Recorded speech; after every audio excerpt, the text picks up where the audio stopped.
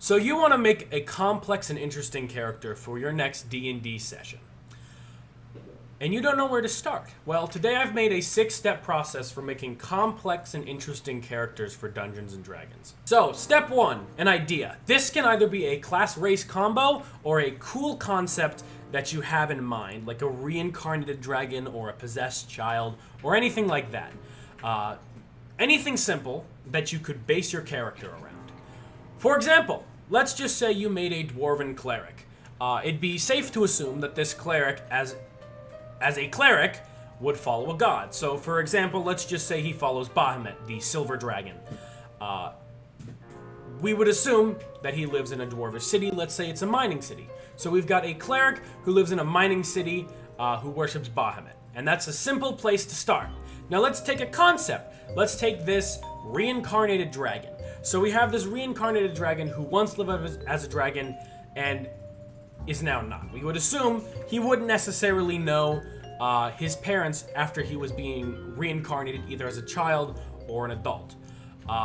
And we can also assume that he is a sorcerer because he gets his power from the fact that he was once a dragon who was either had a curse placed on him or something else happened. But as long as you have a simple idea for a backstory or a simple concept and a class and a race, we can move on to step 2. Now, moving on to step 2, that would be the twist. Right now, our characters are very, very simple and a little bit tropish. You may play with a character who is a very much a trope, if you would like, depending on your campaign. But I recommend to make your character feel like an individual and authentic, you need to give it some sort of twist that subverts expectations in some way. For example, let's say that our cleric, who is good aligned because the god that they follow is good aligned, was actually an ex-criminal. So, before they joined the church and they started acting very charitable and kind, they would steal from the church. And that would be our twist, is something you wouldn't expect from the character. Now, this automatically makes the character more complex as he has a much more, old veteran sort of attitude to them, as they sort of understand the world because they were part of, the other side for a while, and it also makes them a little bit more sympathetic towards less fortunate characters who turn to crime. And we already have a more complicated character now that we've added a twist to it. Now let's take our reincarnated dragon. Dragons are often seen as in an evil light, but not all dragons are evil. So let's say that this person was actually a very kind dragon who would protect a town in order to get food or grow their horde. But they would protect the town and they genuinely cared about the people in it.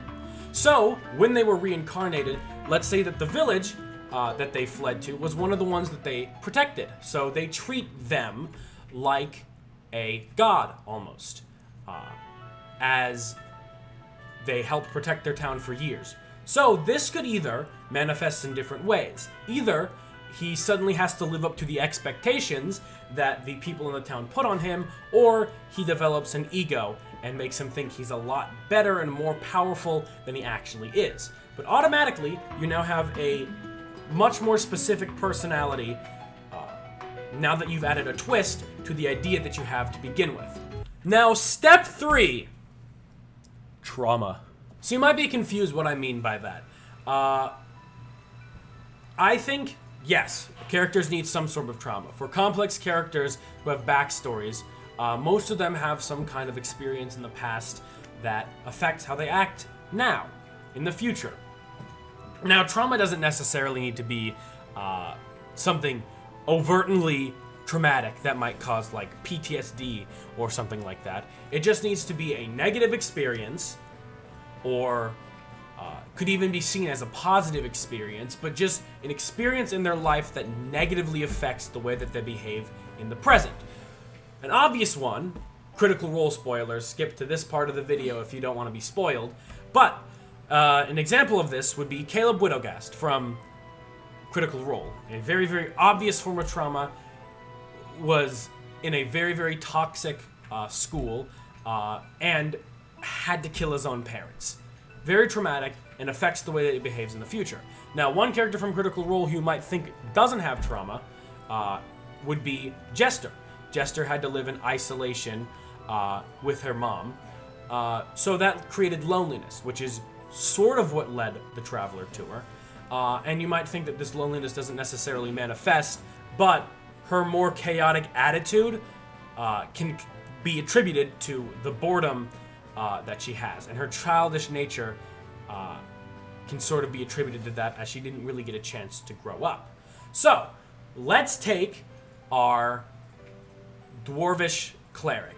As he was a criminal before, we can give that his previous traumatic experience was that he was part of a criminal gang. And this criminal gang would make him do all of their dirty work and treat him poorly and bully him.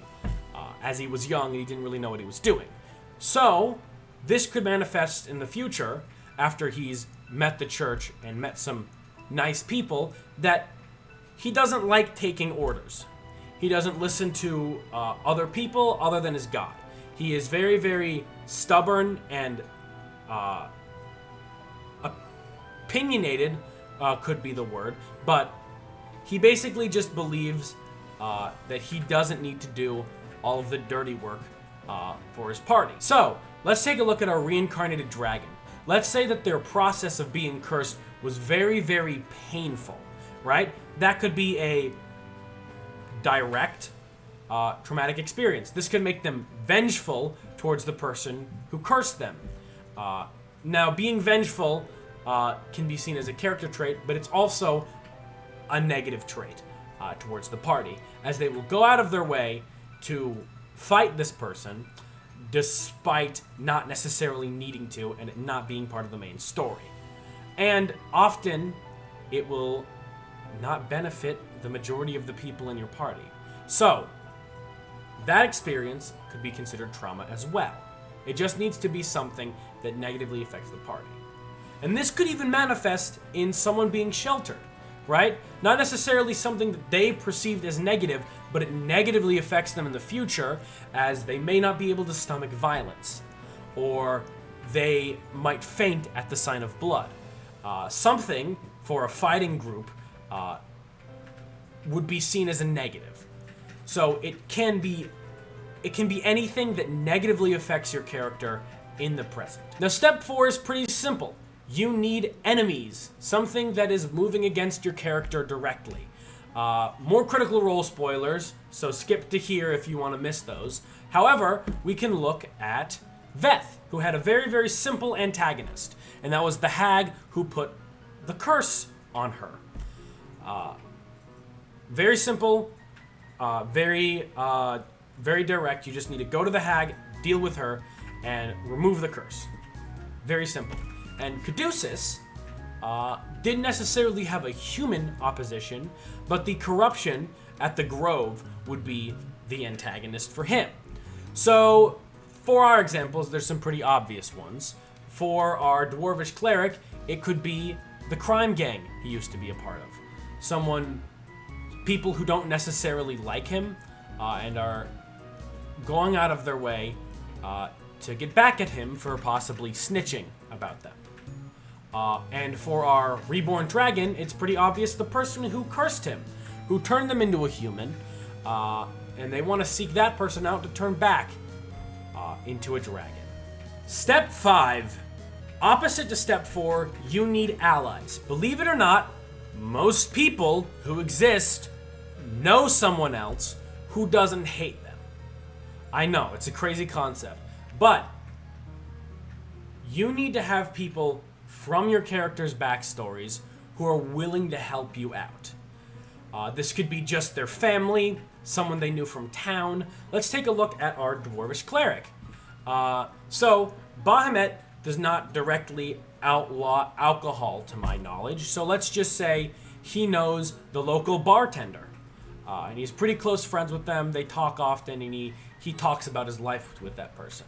And maybe, let's say he also knows an elder in the church, one of the people who raised him that was not necessarily part of his crime gang, but someone who helped raise him after he joined the church. someone he looks up to, a role model for this character. Let's take a look at our reincarnated dragon now, too. Our reincarnated dragon would often have to talk with the town. So perhaps they know the leader of whatever town they're a part of.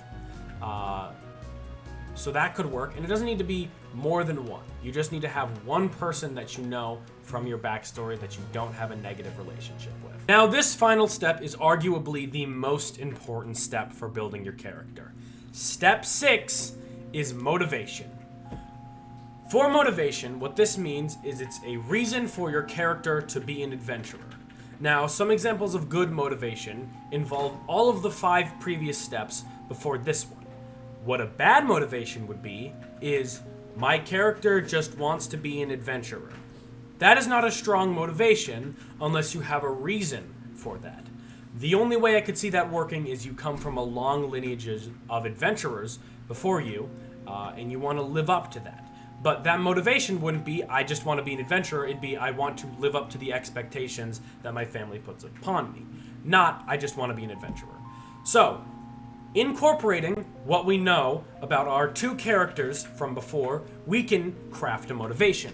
For example, our reincarnated dragon has a very, very straightforward motivation.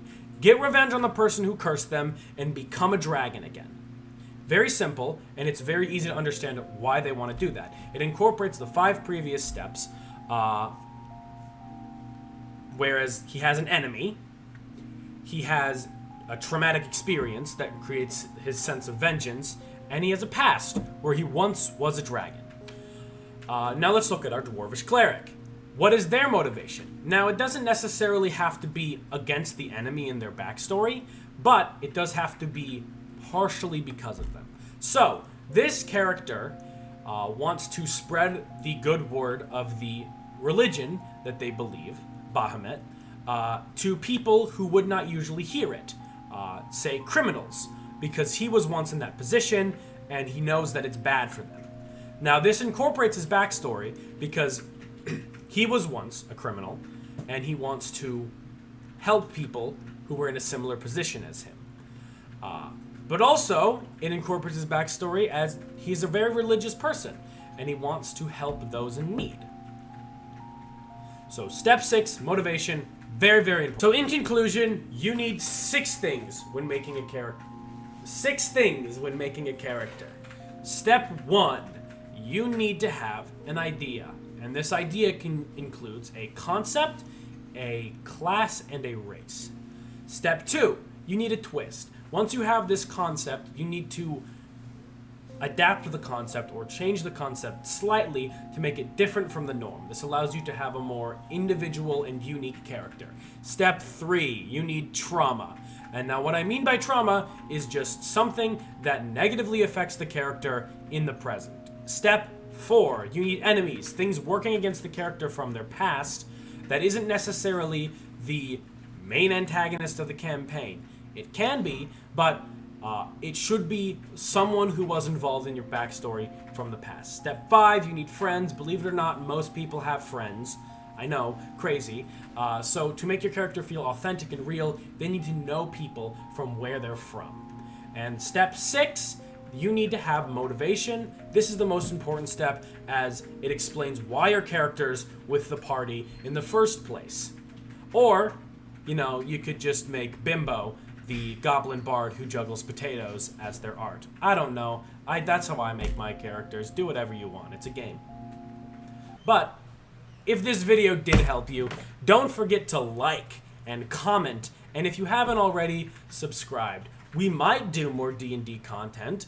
I want to do more D&D content. But the only way for that to happen is for you to let me know by supporting this video. And I go live on Twitch whenever I feel like it. I try to do it regularly. I don't really have a schedule set up yet, but if you want to check that out, there's a link in the description. Just drop me a follow there. It would mean the world to me. Now, I hope you all have a great evening.